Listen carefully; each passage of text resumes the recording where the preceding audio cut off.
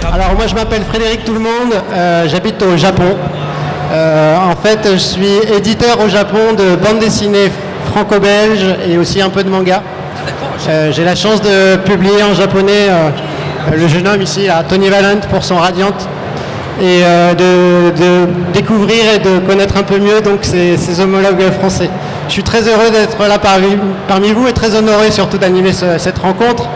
Je vous propose qu'on commence tout doucement avec Renaud. Pour que Renaud, est-ce que tu pourrais nous parler un peu de ton œuvre? Ouais, vite fait alors. De ce pavé que tu viens de sortir, qu'on a vu en librairie, le tome 15 de ta série Dreamland. J'aimerais que tu nous présentes un peu Dreamland rapidement. Dreamland c'est un petit manga édité chez Pika Édition. Donc je suis au 15e tome là. Et voilà, je fais ça depuis, ça a été édité en 2006 et l'aventure continue. Donc c'est un petit trip sur le monde des rêves. Je suis pas le meilleur à expliquer parce qu'on comprend jamais rien, mais voilà, c'est allez sur Wikipédia, il y a un très bon Wikipédia sur Dreamland qui explique bien les choses. D'accord, donc pas de pitch sur Dreamland, c'est sympa. On peut quand même dire qu'il y a quand même un monde fantastique et un monde réel.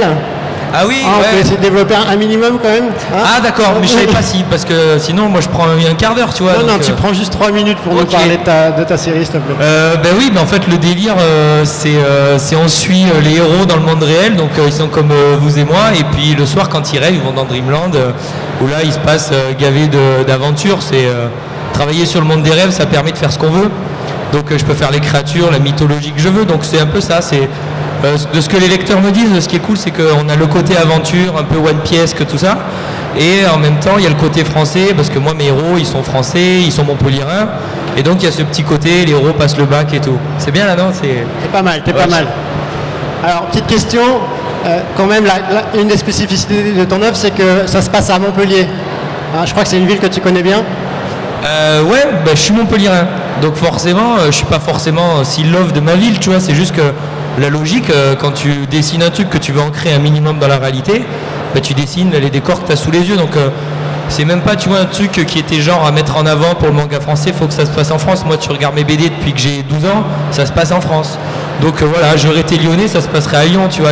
Voilà. Quitte à dessiner des décors qu'on connaît, je dessine ceux que j'ai sous les yeux. Mais là, c'est bien parce que Dreamland, il y a un côté réalité. Après, on peut très bien faire un monde fantastique et se lâcher et tout. Mais comme il y a ce côté réel, je trouvais ça logique de dessiner les rues que j'ai dans ma ville, quoi. D'accord. Donc on a une histoire réelle à Montpellier et une histoire fantastique dans le monde de Dreamland, qui est un peu un monde infini. On est à 15 tomes, on a l'impression de ne pas en avoir fait 10%. Est-ce que tu peux nous parler de ces 15 tomes, de ce 15e tome? C'est quand même 350 pages, hein. C'est pas un petit tome. C'est vrai, alors en fait j'écris comme j'ai envie. Et c'est que le tome 15, ça fait déjà 2 ans que je sais que ça va être un gros pavé parce que ça raconte... j'ai pas envie, et je pense que c'est ce que tous les autres auteurs diront, c'est qu'on se sert du format manga, mais on n'a pas envie de rentrer dans le carcan shonen à la Jap avec des arcs à rallonge et tout. Donc moi j'avais annoncé une grande guerre et il était hors de question de partir en mode arc sur 3-4 tomes. J'avais envie que ce soit un gros pavé, donc un one-shot. Donc c'est pour ça que le 15, on commence... Je raconte le début d'une guerre et la fin. Donc c'est pour ça que le storyboard, il faisait 336 pages, il n'en faisait pas 335. Il fallait pas que ça sorte en 2 tomes. Je voulais que le lecteur, parce que moi je suis aussi lecteur, que vous sentiez le pavé, quoi, en fait. Et comme Dreamland, c'est quand même un truc assez déjanté, assez léger dans l'univers. Comme là, je racontais une guerre avec... c'est une guerre, quoi, avec tout ce que ça implique. Il y a un propos assez dark, assez... mais pas forcément ce que j'ai sur les 14 autres tomes. Donc du coup le 15, voilà, il était obligé comme ça. Donc ça fait 2 ans qu'on travaille avec Pika parce que c'est moi qui ai voulu que le tome soit à moins de 10 €. Parce que il fait 336 pages et il y a 32 pages couleur. Donc t'en parles 2 ans avant à ton éditeur parce que tu lui dis pas quand même. pour qu'il fasse des devis et tout, parce que tu dis pas à ton éditeur dans 6 mois je vais faire 400 pages mais j'aimerais que ça coûte 4 €. Ils vont dire t'es gentil mais non. Donc du coup ça fait 2 ans que je dis bon, je vous préviens, le tome 15 ça va être un Golgoth.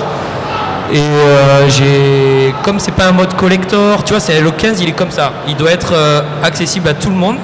Donc je voulais pas que le ptio qui achète son tome 14 à 6,95, il se retrouve avec un tome 15 qui devrait payer 12 €, alors c'est ce que ça vaudrait. Tu achètes un manga de ce type à 12 €, c'est pas de l'arnaque, tu vois. Mais donc je voulais vraiment pas que le jeune lecteur soit vraiment dérouté. Donc il est à 8,95, donc gros effort de Pika. Donc merci parce qu'il est super bien imprimé. Donc faut en profiter, faut se jeter dessus. Ouais, c'est bon, faut si on a envie en même temps. Voilà. Il est un peu lourd dans le sac quand même. Hein. Ouais. Elsa, est-ce que tu peux nous présenter ta série Save Me Pity? Alors, la petite diapo qui va bien. Hop, Save Me Pity.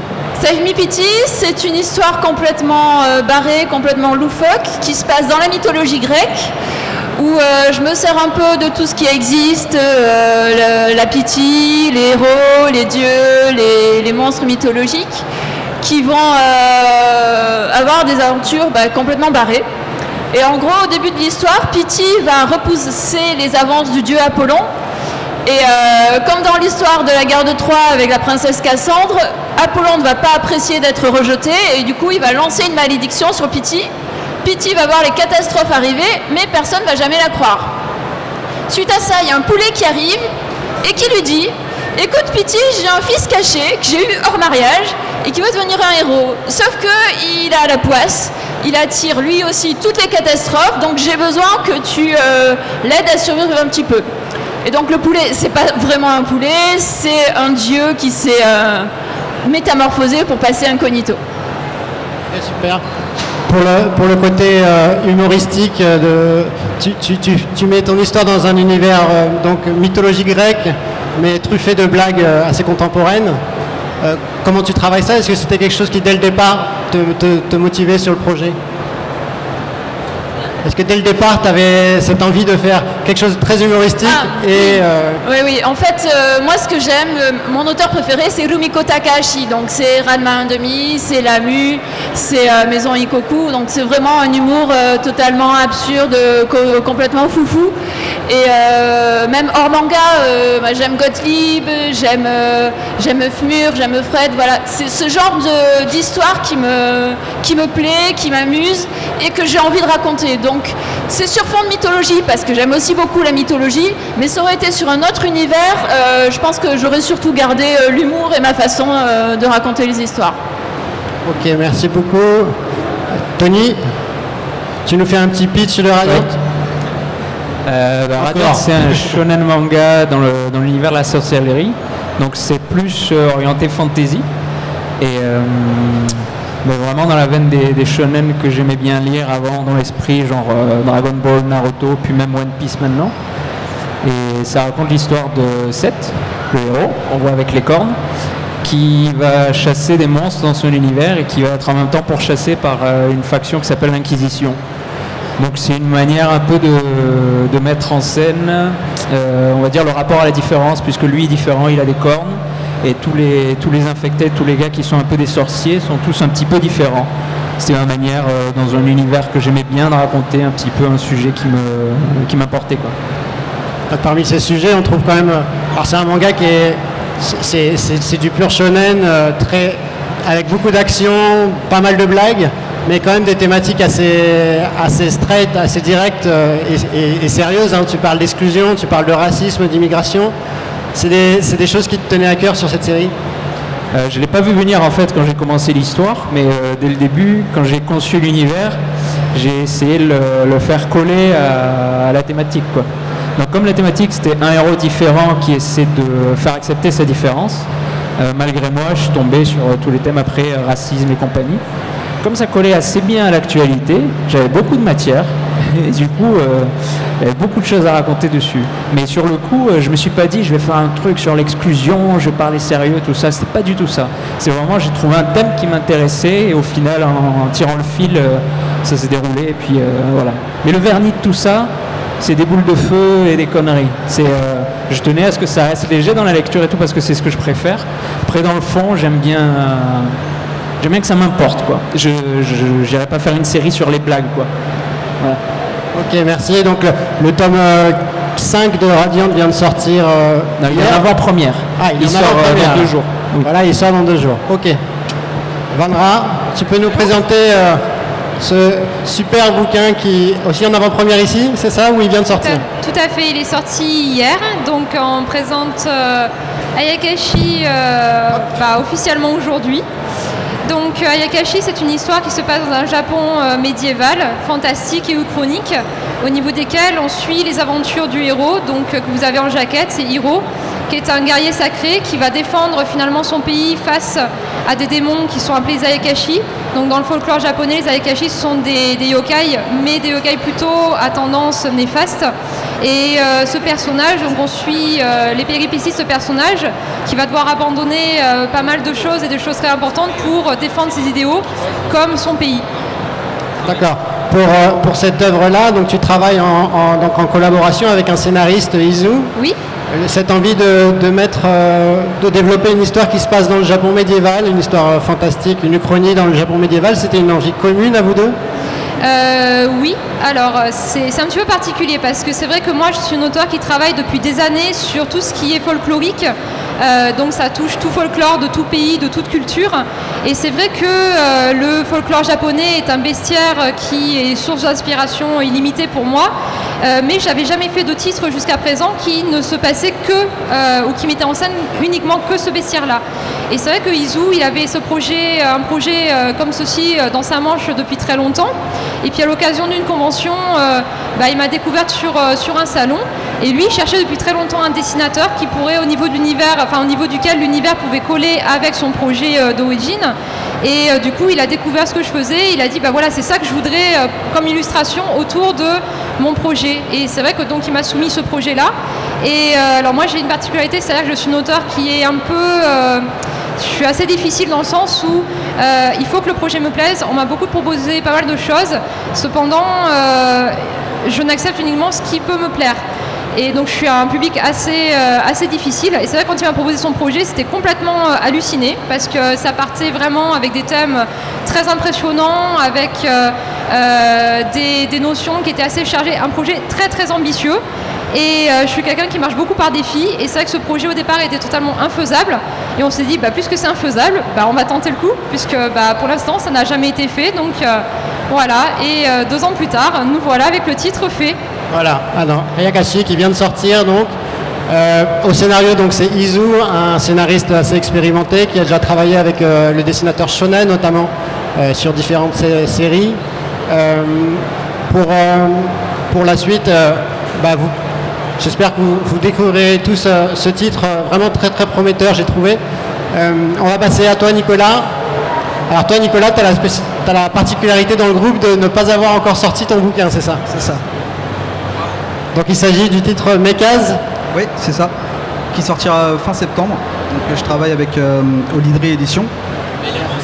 Et donc c'est un shonen sportif très inspiré, qui se passe dans un univers très inspiré du Japon, mais pas dans un vrai Japon, ce qui me permet de pas vraiment avoir à justifier les erreurs et les boulettes.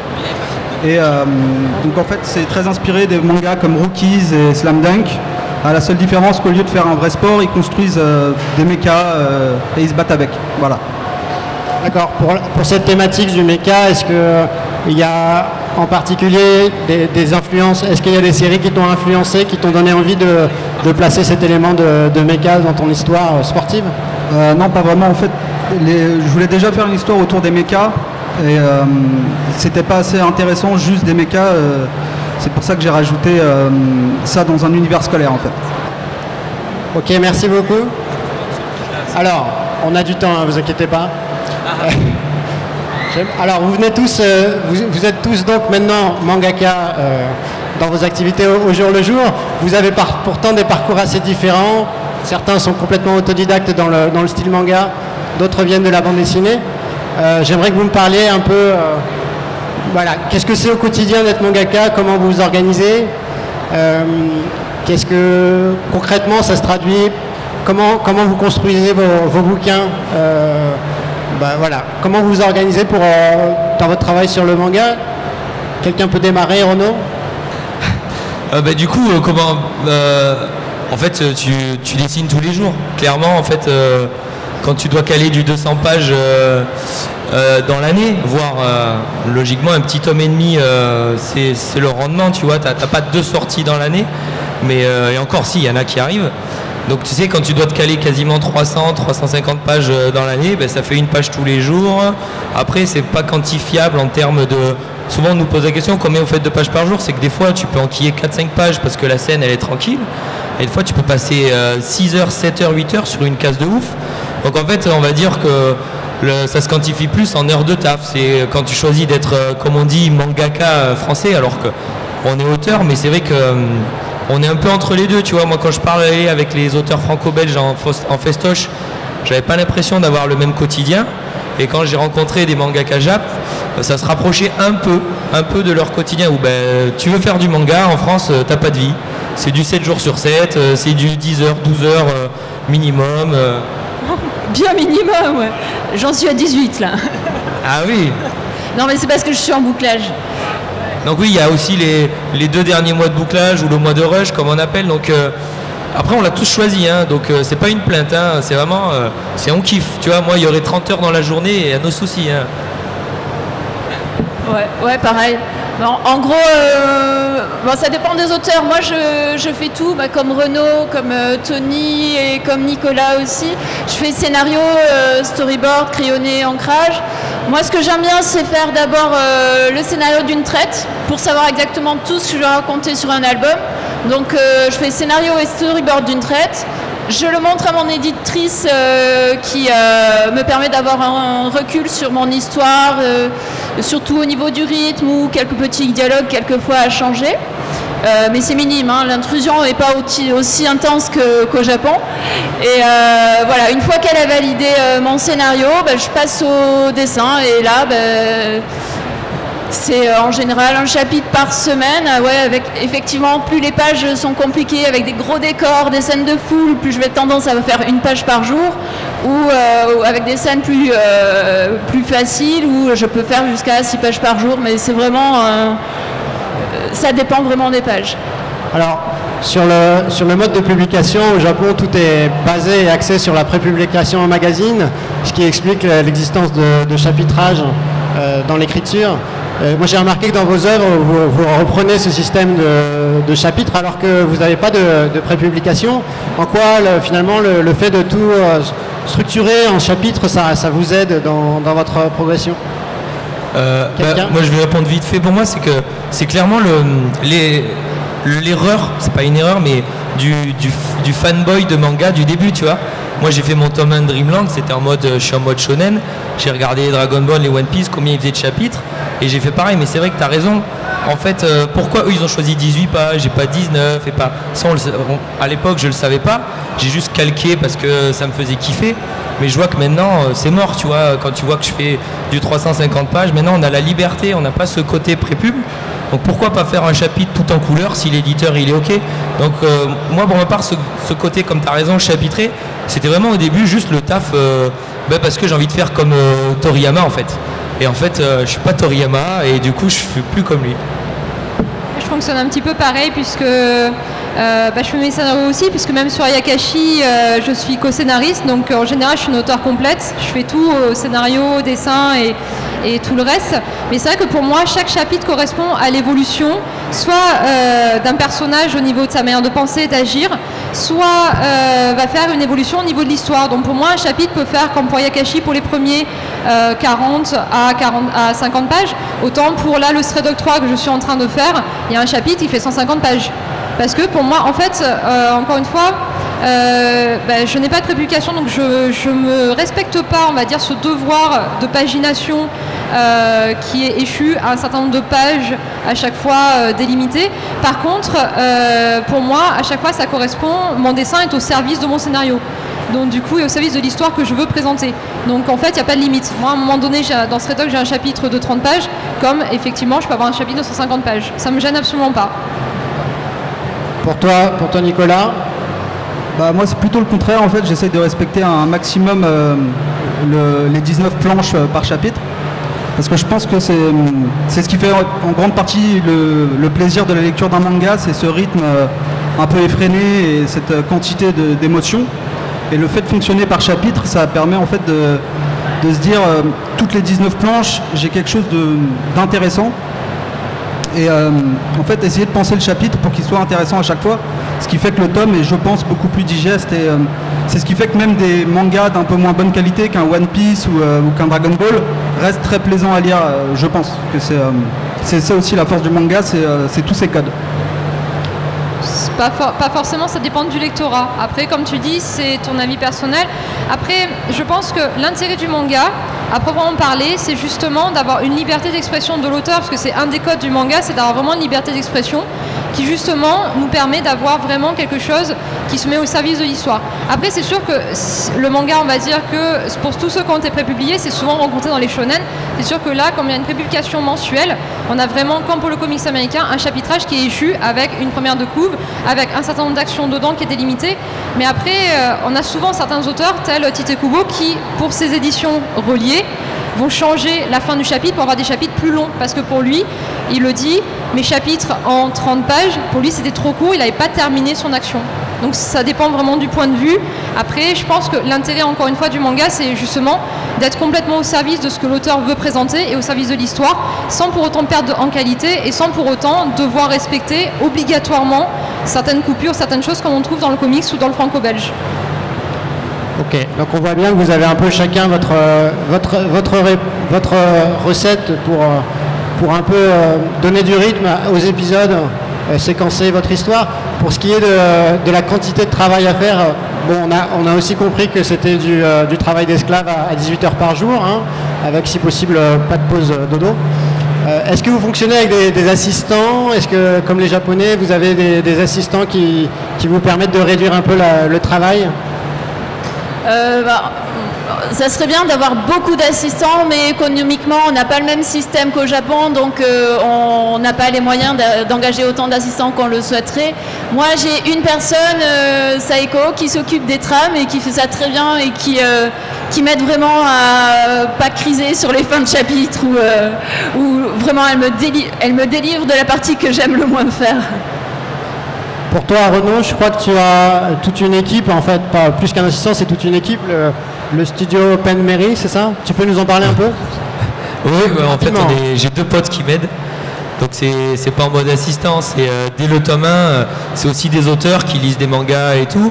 Et ils m'ont dit, Renaud, comme c'était en 2006, le tome 1 était très critiquable. Il fait, gars, tu sais, si en France, il n'y a pas grand monde qui sont faits à faire 200 pages en 6 mois, c'est qu'il y a une raison. C'est qu'au bout d'un moment, si tu es tout seul, tu bâcles des choses et tout, à mon niveau à l'époque. Donc en fait, mes potes sont...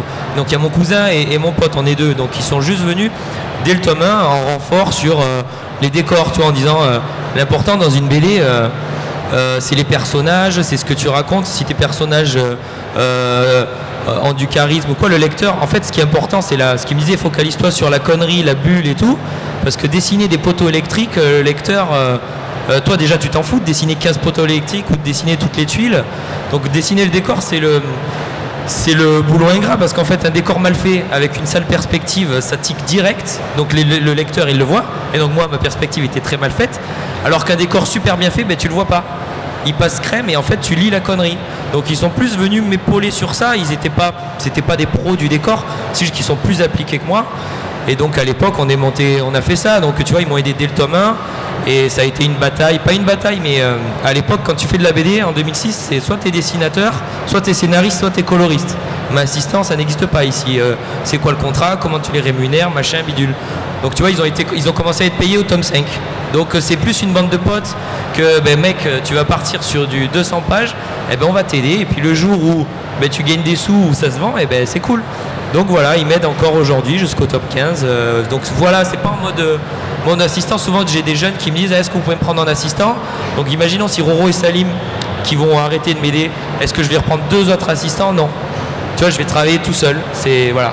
En tout cas, ils t'aident pas sur le trait, sur ton trait, sur les personnages. Ils sont pas là en appui sur la partie personnage. Non, ben non, parce qu'il faut son identité. C'est vraiment pas, tu vois, c'est pas en mode. En BD, il y a vraiment le petit ego de faut que chacun soit sur la couve, je suis coloriste, je suis dessus, tandis que là c'était vraiment en mode comme à la Jap, vu qu'on a aussi cette culture à avoir lu des mangas, c'est Renaud, c'est ton bébé. Si tu le dis pas en interview, qu'on est là et tout, c'est plus on t'aide, on s'en fout, on fait des tuiles, on fait des décors, les lecteurs ils s'en foutent, tant que tu travailles bien ta narration et tes persos, c'est ce qui va plaire. Donc voilà, ils sont pas. Après ils font l'ancrage, ils font tout sur les décors, l'ancrage, tout.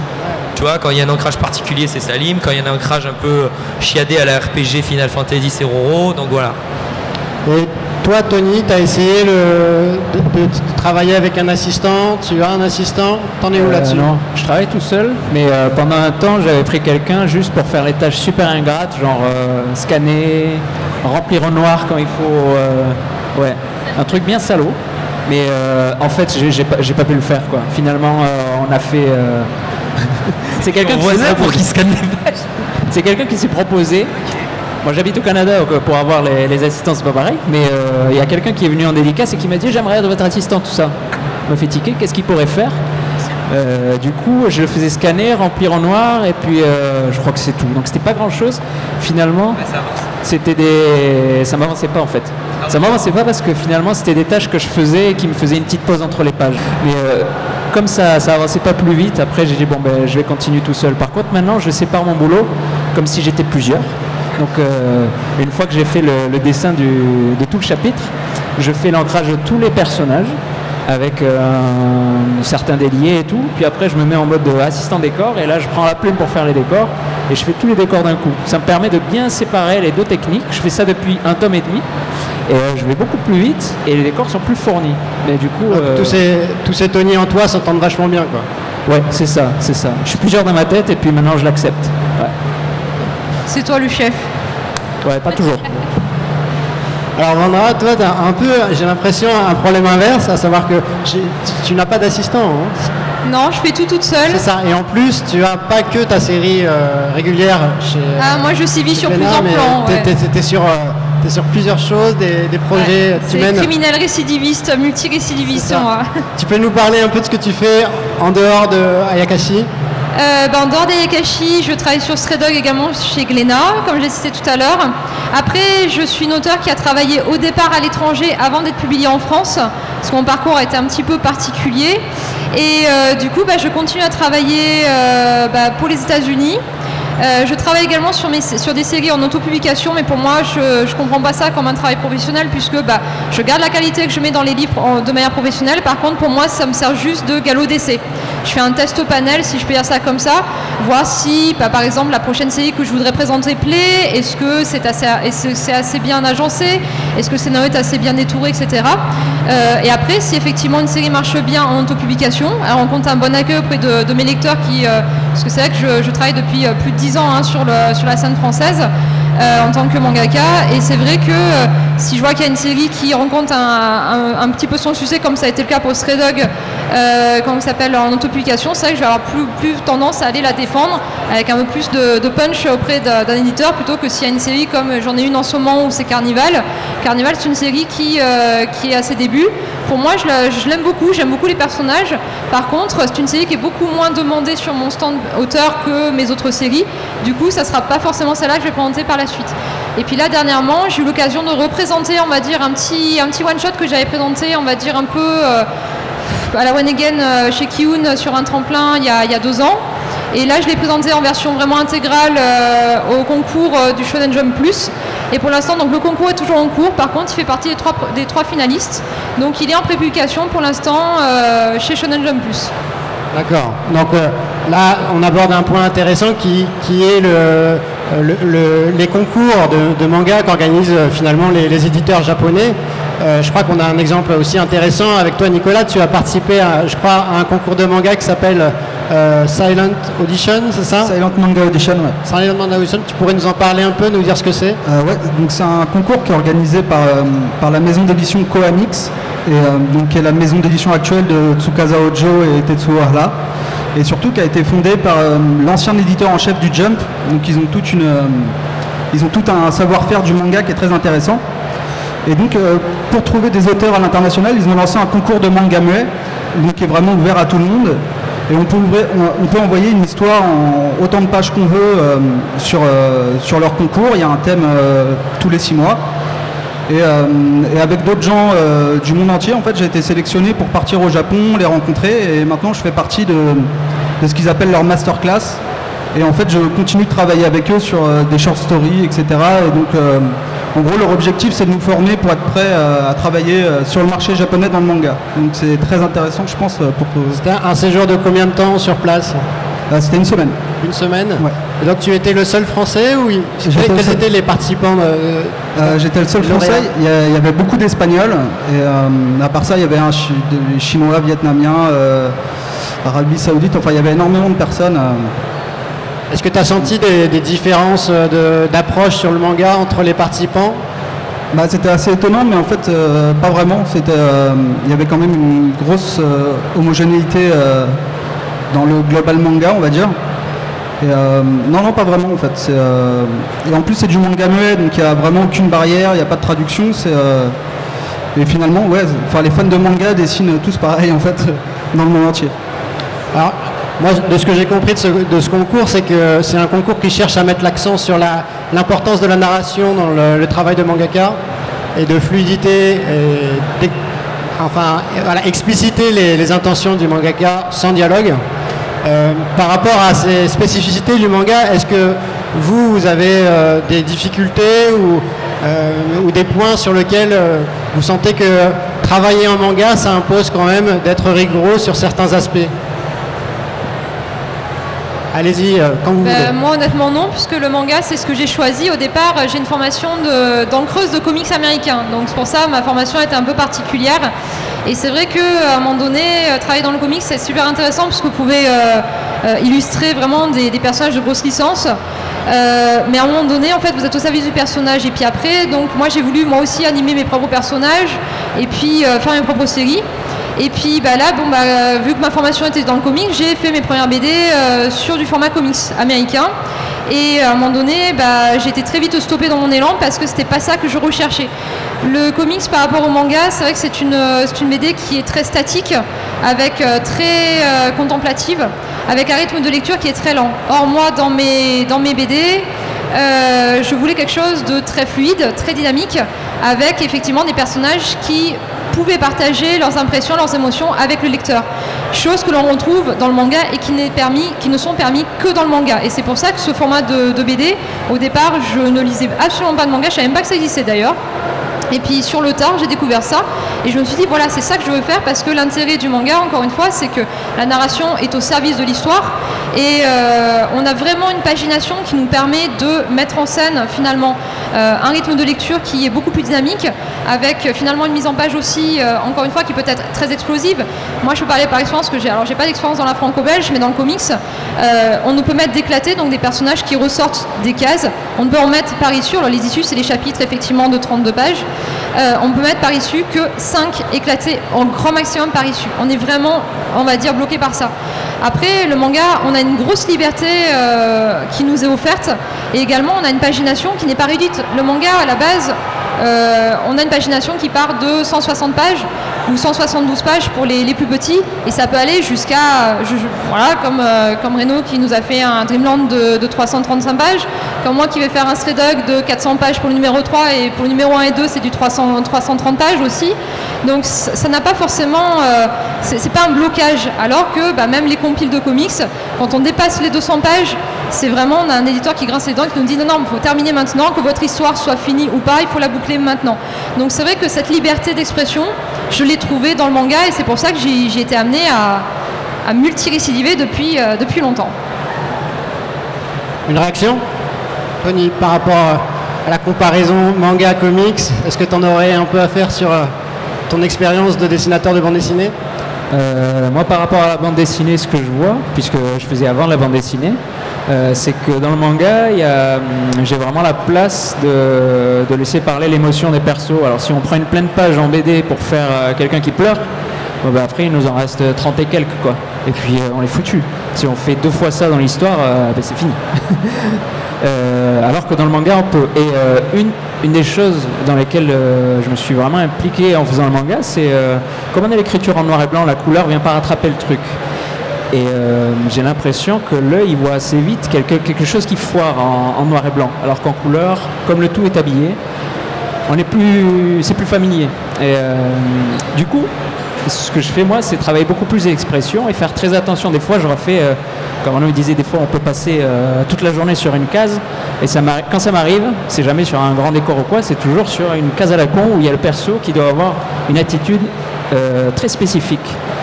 Et en noir et blanc, il faut le faire passer, quoi. Et c'est vraiment quelque chose que je trouve les Japonais font extrêmement bien quand ils font passer une émotion, que ce soit dans n'importe quel genre, que ce soit dans One Piece ou dans Vinland Saga, quand l'émotion elle doit passer, elle est là, elle est parfaite. Et puis on pleure avec s'il faut pleurer, on rigole avec s'il faut rigoler.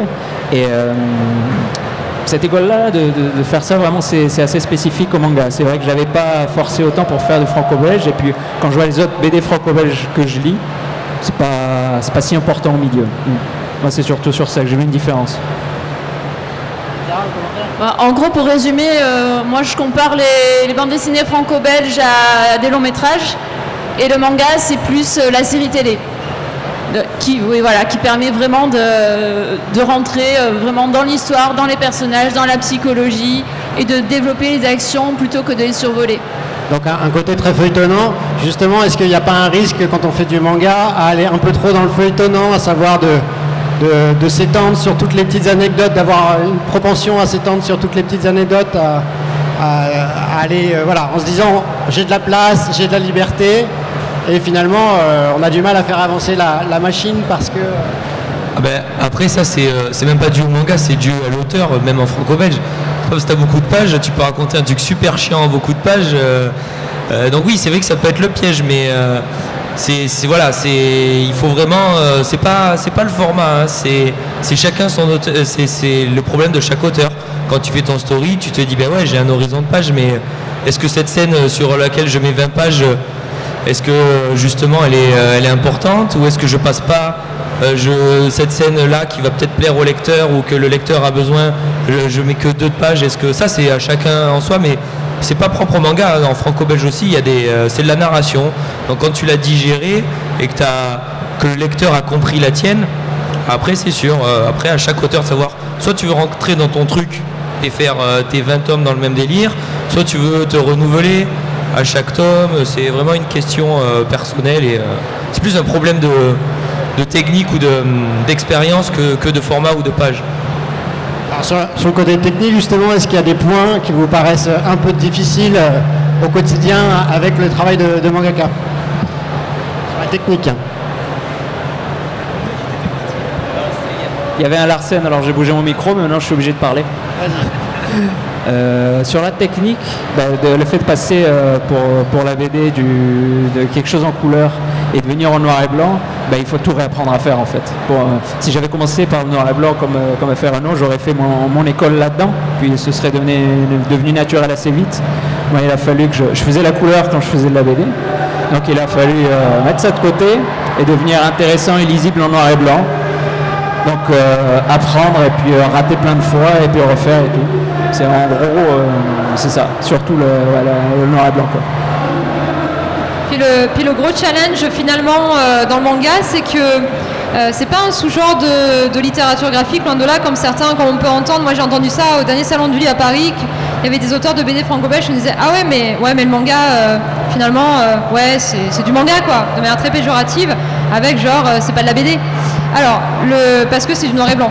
Alors c'est pas du noir et blanc, c'est du niveau de gris déjà d'une part. D'autre part, comme disait Tony, c'est excessivement finalement difficile de faire passer un message dans des tons monochromes, puisque nous, on va dire, bien sûr qu'on a des trames, on les dessine pour certains, enfin moi c'est mon cas, je les dessine à la main. Il faut qu'on puisse faire passer le même message qu'on voudrait faire passer en couleur, en noir et blanc, en faisant ressentir finalement la couleur qui aurait dû être échue à chaque personnage ou à chaque décor ou chaque scène, avec simplement finalement des dégradés de gris. Donc c'est un casse-tête, comment ça s'appelle, perpétuel à chaque case. Et bien sûr, on a un rythme de travail qui est beaucoup plus rapide parce que finalement, on a la possibilité de faire des pages avec des détourés, des gros plans, comme tu as dit tout à l'heure, sur certains personnages, faire passer vraiment l'émotionnel en avant. Par contre, le challenge est tout aussi intense que pour une franco-belge. Et pour avoir travaillé dans le comics, tout aussi intense que dans le comics. Ok, tu parlais tout à l'heure d'une image un peu péjorative que certains auteurs ou personnes du monde de la bande dessinée franco-belge renvoyaient à propos du manga Made in France. Est-ce que c'est est-ce que c'est toujours tenace? Est-ce qu'en France, quelle est l'image actuellement du manga made in France? Est-ce qu'il y a eu une évolution positive ces dernières années? Le plus ancien, c'est Renaud. C'est toi qui as vu les trucs bouger. Ben on est là pour le prouver, quoi, en fait. C'est vrai qu'il y avait ce côté, mais c'était normal aussi parce que ça dépend qui tu mets en avant et qui le pseudo premier, tu vois. Moi j'ai fait partie de cette mouvance des premiers, mais évidemment que le manga français s'est fait défoncer parce que j'étais pas mature, donc tu me t'aurais mis un Tony avec son tome 1 tel qu'il est il y a 10 ans, mais peut-être que les esprits auraient changé plus tôt. Là ça commence à changer avec des mecs qui ont de l'expérience, qui ont un très mature. Et donc oui, alors après le public change aussi. Il commence à comprendre que, parce qu'au début, tu t'es comparé aux Japonais, donc on dit t'es lent et tout, puis il t'explique qu'en fait non, je fais partie des auteurs les plus rapides en France, tu sais, en fait. Et ça, le lecteur, il s'en fout. Et il a raison de dire, moi, désolé, j'ai fini mon tome, je le veux dans 3 mois. Donc ça a été long, ça n'a pas été bien fait par les auteurs, par les éditeurs, ça a été mal amené. C'était des petits trucs un peu expérience, on teste et voilà, tout le monde s'observait. Mais aujourd'hui, ça fait déjà 2-3 ans, avec Ankama qui a lancé bien la machine, et on le voit, là, tu n'as que des auteurs d'éditeurs différents, avec tous les styles, chacun son discours. Donc ouais, je pense qu'on est vraiment au début, à la vraie ère, comme on appelle, tu vois, pour la jouer One Piece, à l'ère du manga français, tu vois. C'est pas pour rien qu'il y a le truc French Touch, tout ça. Il y a tout à faire, et le lecteur le comprend maintenant, parce que moi, c'est les mêmes gens, le même genre de gens qui, il y a 10 ans, me disaient « Ah, c'est français ». Et là, c'est merci d'être français.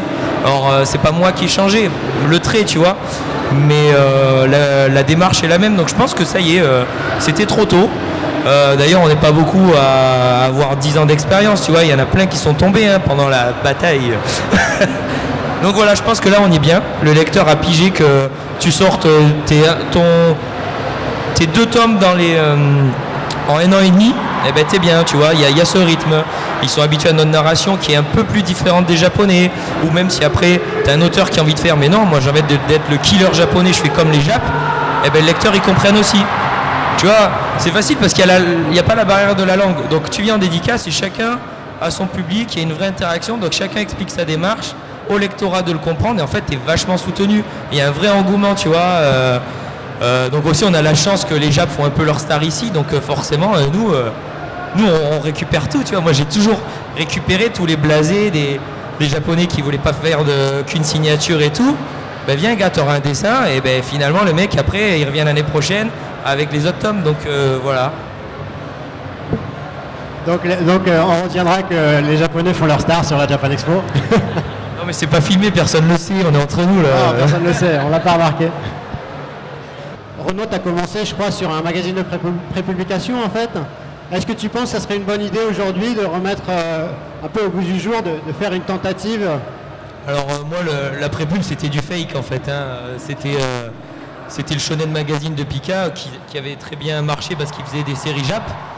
Et moi, ils avaient mis ils savaient que ça allait être fini, ils avaient mis mes chapitres, mais le relié était déjà signé, tu vois, c'était sûr que le signer, donc c'était plus pour la jouer, pour préparer. Donc moi la prépub elle a rien à voir avec ce système. Après je pense que c'est que mon avis. Vu les auteurs qu'il y a maintenant, il y aurait vraiment moyen, parce qu'on n'est pas forcément plus lent qu'un Jap. Quand tu vois Tony qui travaille tout, c'est juste que c'est vrai, on n'est pas habitué.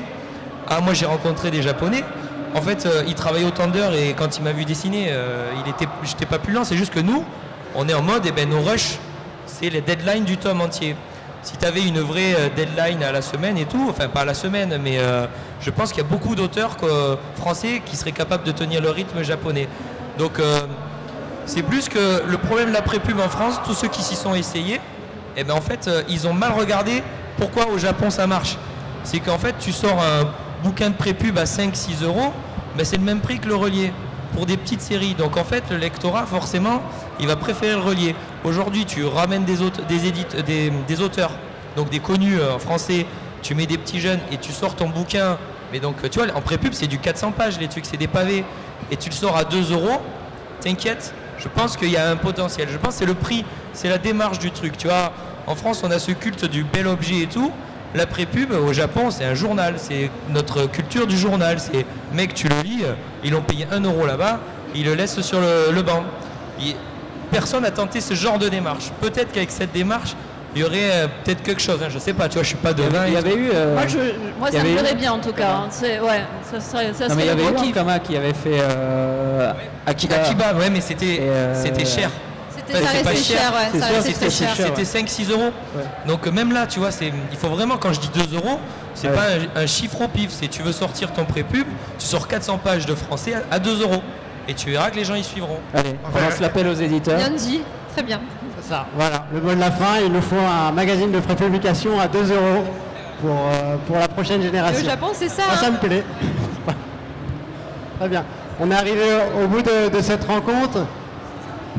J'aimerais que vous applaudissiez ces 5 valeureux mangakas, s'il vous plaît. Et on vous remercie beaucoup pour votre attention, votre présence aujourd'hui. Et puis suivez-les tous très attentivement. Merci beaucoup. Au revoir. Merci à toi. Merci. Merci à tous.